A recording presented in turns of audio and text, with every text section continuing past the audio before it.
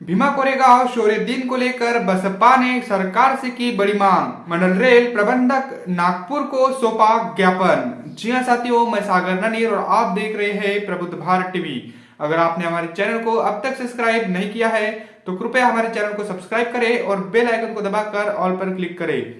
साथ ही हमारी इस रिपोर्ट को अपने दोस्त, परिवार और रिश्तेदारों में शेयर करना भी ना भूले। दरअसल आपको बता दूं कि पुणे के भीमा कोरेगांव में 1 तारीख को यानी हर साल जनवरी के 1 तारीख को लाखों की तादाद में लोग भीमा कोरेगांव में जाते हैं।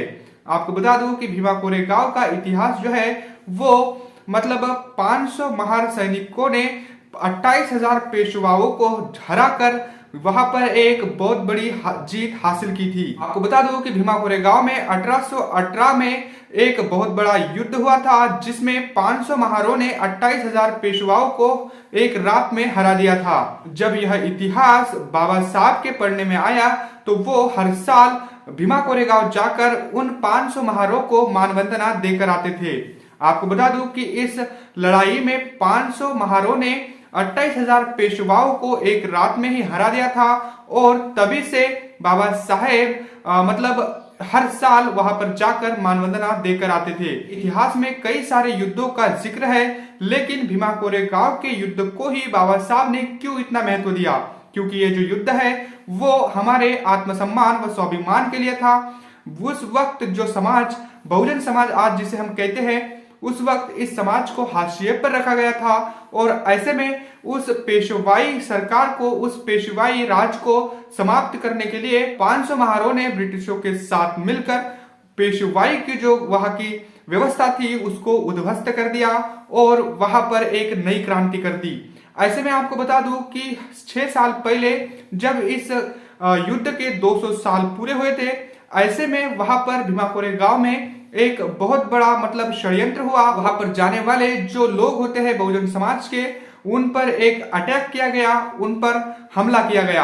आपको बता दूं कि हर साल बहुजन समाज के हर लोग उस 500 महारों को मानवंदना देने के लिए भीमा कोरेगांव में दाखिल होते हैं, वहां पर जाते हैं।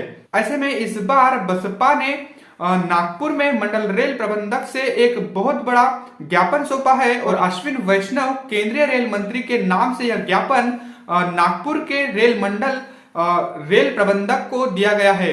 इसमें साफ तौर पर कहा गया है कि 29 दिसंबर से 3 जनवरी तक पुणे और मुंबई तक जाने वाली अतिरिक्त रेल को छोड़ा जाए और क्योंकि इसमें लाखों की तादाद में लोग भीमा कोरेगांव में दाखिल होते हैं। भीमा कोरेगांव में जो शौर्य स्तंभ है इसको अपनी मानवंदना देने के लिए लाखों की तादाद में लोग जाते हैं। तो ऐसे में रेल प्रबंधक से बसपा ने एक बड़ी मांग की है। आपको बता दूं कि इस ज्ञापन में यह कहा गया है कि 1 जनवरी यह शौर्य दिन पुणे एरिया के भीमा कोरेगांव में मनाने के लिए देश भर से फुले शाहू अम्बेडकरी विचारों के लाखों की तादाद में लोग आते हैं। इस पुणे के भीमा कोरेगांव के शौर्य स्तंभ को अभिवादन करने के लिए रेल से बड़े पैमाने पर लोग जाते हैं और इसलिए 29 दिसंबर से लेकर 3 जनवरी तक अतिरिक्त ट्रेनें छोड़ी जाए। इस ज्ञापन में स्पष्ट तौर पर कहा गया है। आपको बता दूं कि नागपुर की जो बसपा की जिला टीम है, इसने यह ज्ञापन रेल प्रबंधक को नागपुर के दिया हुआ है। इस ज्ञापन में कहा गया है कि इससे आपको आर्थिक फायदा भी होगा, यानी जो रेल मंत्रालय है इसको आर्थिक फायदा भी होगा क्योंकि लाखों की तादाद में लोग भीमा कोरेगांव में जाते हैं।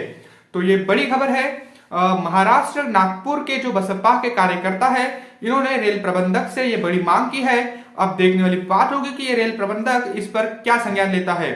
वैसे बसपा की इस मांग को लेकर आप क्या सोचते हो? साथ ही भीमा कोरेगांव के इतिहास को लेकर आप क्या जानते हो? कमेंट करके हमें जरूर बताइएगा। बने रहे प्रबुद्ध भारत टीवी के साथ। मिलते हैं अगली रिपोर्ट में, तब तक के लिए जय भीम, जय भारत।